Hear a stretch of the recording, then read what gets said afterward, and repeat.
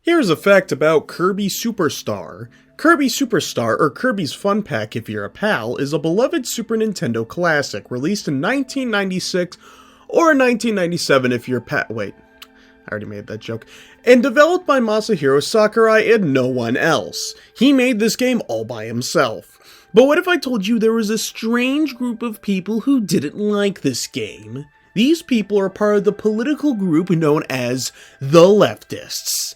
Why, you may ask? Well, it's because of very silly reasons. Keep in mind, this is only for Kirby Superstar. Leftists are fine with every other Kirby game. Kirby Superstar, and by extension the DS remake Superstar Ultra, are marketed as being a bundle of multiple games. The big number is 6, but there are some bonus games as well, so we're going to talk about each game in the preferred playing order because, yeah, that feels right.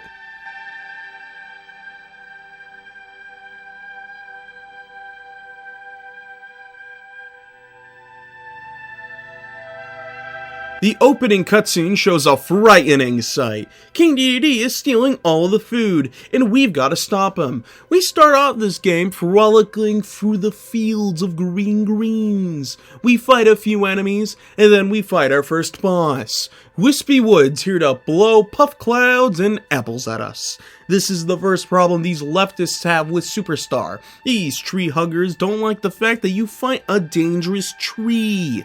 Even in self-defense, they say Kirby could just go around the tree, but that wasn't an option in the 4th generation of consoles. These leftists don't even know the limitations of the Super Nintendo. The next level is Float Islands. In this level, Kirby has to swim through water. The leftists hate this because they say Kirby is disturbing the aquatic wildlife.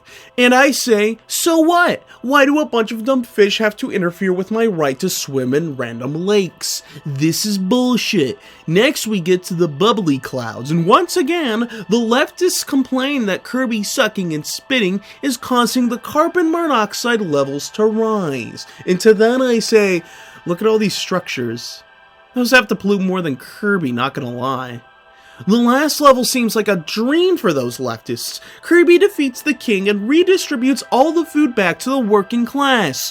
What would leftists dislike about this? Well, to explain that, we have to move on to the next game.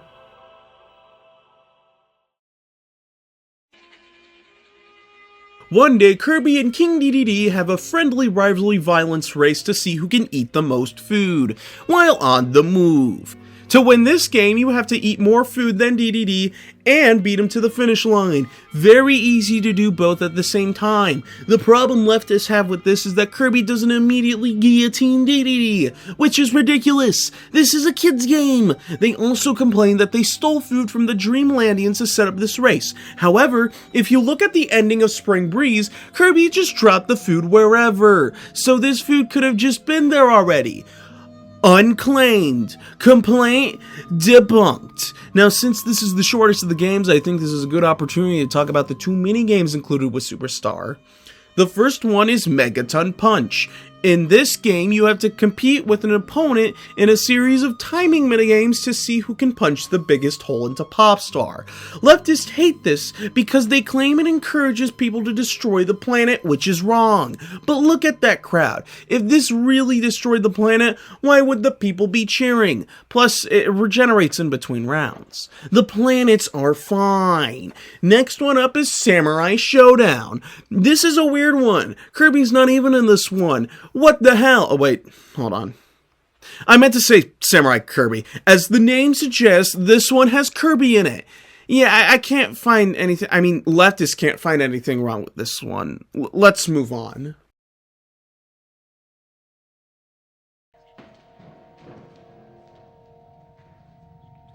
Uh-oh. Dynablade is causing bad things to happen, so Kirby has to stop it. First up, Peanut Plains. Leftists have a problem with this level because it excludes people with peanut allergies. And to that I say, so what? Just hold your breath, or use an EpiPen, or simply tough it out. Next we have Mallow Castle. Leftists hate this level because it discludes people who are allergic to mallows. Similar controversy happened with Super Mario RPG and its remake. The remake gave these players the no mallow feature, which is bullshit. Just hold your breath and tough it out like the peanut allergist. At the end of the day, this Kirby has to fight Iron Man. Leftists don't like this because Kirby fights a feminist icon. Well, guess what, sheeple? Equal rights, equal fights, sucker. Next we have Cocoa Caves. And as someone who's allergic to chocolate, I can handle this just fine.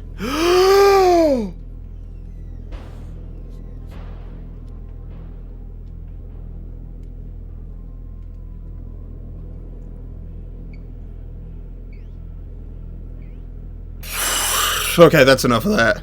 Next level is Candy Mountain, and nobody can complain about candy except for leftists. They say that candy isn't good for you, and that you need a balanced diet. Bullshit. I should be free to eat my chocolate whenever I want. Finally, we get to Dynablade. We fight very bravely, and once we defeat it, we do not guillotine its head like those bloodthirsty leftists want. Instead, Kirby feeds its young and teaches them to fly, and now they can fly off into the sunset. SMH.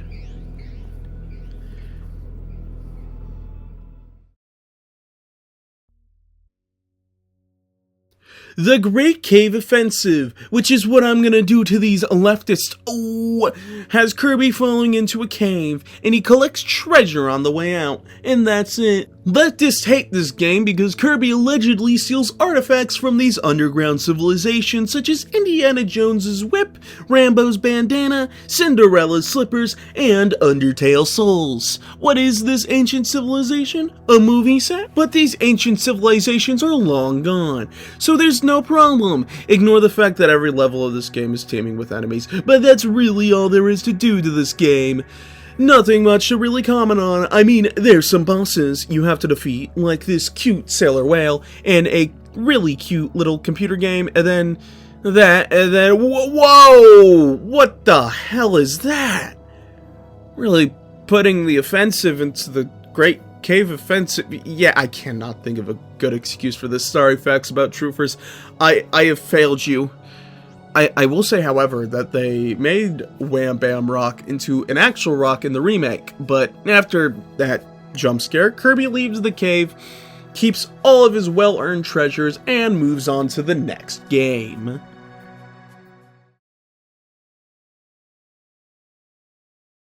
Metanite's revenge has Metanite build a resistance to make Dreamland not lazy again, using his giant halberd ship. But the thing about this crew is that it is woke. Think about it. This crew has Waddle Dees, Scarfies, various types of knights, a bird, but no white guys. And Kirby, our hero, goes up against this woke mob, and that's why leftists don't like this game. But there's more via Metanite. Kirby Superstar directly criticizes them. For example, immediately after Kirby lands on the halberd, they blow him off, always using cheap tricks, never interested in a fair fight. When Kirby lands, leftists say that Kirby starts massacring the Dreamlanders that have nothing to do with Metanite's plot, and to that I say, says who? They could be in on it. Maybe Metanite planted them there to stall Kirby. And then there's everyone's favorite tree, which we know loves to destroy Kirby for sport. Kirby eventually gets help from Dynablade as thanks for Game 3. It takes Kirby all the way up to Halberd, and his next move is to take out the combo cannon. They hate this boss because they cannot figure out how to dodge the grabby hand. Idiot leftists. The Metanites, in disbelief, explain that Kirby is now headed towards the left wing. Get it? Once he destroys that, he goes up against the Heavy Lobster. Leftists love the Heavy Lobster, which I agree, kind of based. So based that the remake gave it its own theme. Extremely awesome. As Kirby once again fights through the halberd, he finds the Doom-looking reactor with a gun. You know, like Doom. He destroys it, like how Kirby could totally destroy Doom Guy. He frees all the wheelies forced to run it like a good wheelie rights activist and runs off to fight Metanite. Then he fights Metanite. Once defeated, Kirby takes a wheelie and rides off into the sunset. And our final game. Oh no! The sun and moon are fighting, causing unforeseen natural disasters. Luckily, this jolly old fellow tells Kirby that he can travel through the galaxy and collect all the pieces of the galactic nova to make the sun and moon friends again. And so he sets off, but first, we must go over the special mechanic of this game, the deluxe copy abilities. Basically, instead of the normal method of gaining copy abilities found in every other Kirby-related thing, in Milky Way Wishes, Kirby has to find the essence of each copy ability. From there, he can pull it out whenever he wants. Leftists hate this because they can't immediately pull out the best ability, Bomb Kirby. Besides that, fucking really nothing to note. Every boss is the same, including, Once you get all the parts, Nova is summoned, and you are about to make your wish. Then the fellow shoves you out of the way and wishes to rule all of Popstar. Really? Just Popstar? This is the first time Kirby goes to another planet. That's the extent of your ambitions?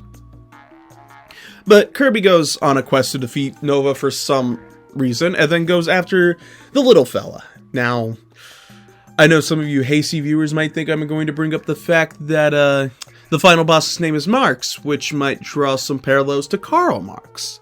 To that I say no. That's stupid. The name's obviously a reference to the Marx Brothers, famous comedy acts. You know, Chico, Harpo, Groucho, Gummo, Zeppo, and of course the secret sixth brother, Manfred. Dumbass. Now, once Kirby has defeated Marx, we get a very sweet game complete cutscene.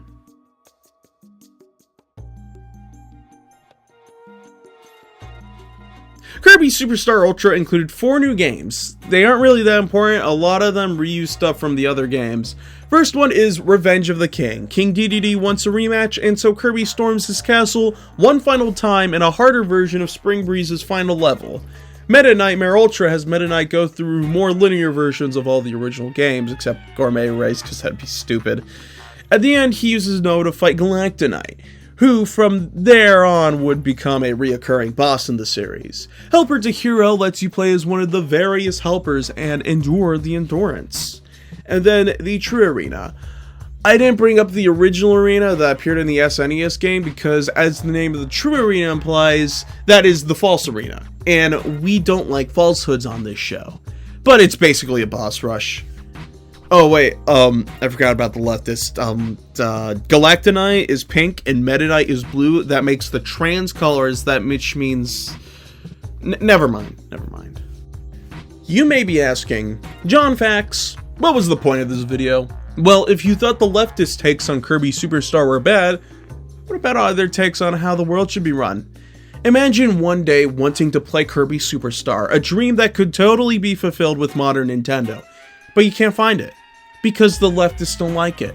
I mean, Nintendo is totally on board with letting us play it, but not them, and that's ridiculous. Now, one question some of you sharp-eyed viewers may ask is, where can I find these claims about Kirby Superstar? Well, I'm not going to say, because that will give this totally real person the satisfaction of me saying their name directly. Just look it up. And no, I'm not saying that because I'm hoping when you hear look it up, you automatically assume that if you actually look it up, that it will be there, and therefore you don't actually need to look it up, and we'll just take everything I say at face value. Thanks for watching Facts About Truthers. If you liked the video, protect your right to play Kirby Superstar, or like the video and subscribe to the Litter channel. Next time we're going to be talking about why The Incredibles is actually a bad film. Actually, while I have you here, you want to see an official Nintendo comic where Kirby and DDD discover an actual human corpse? Here you are. Have fun.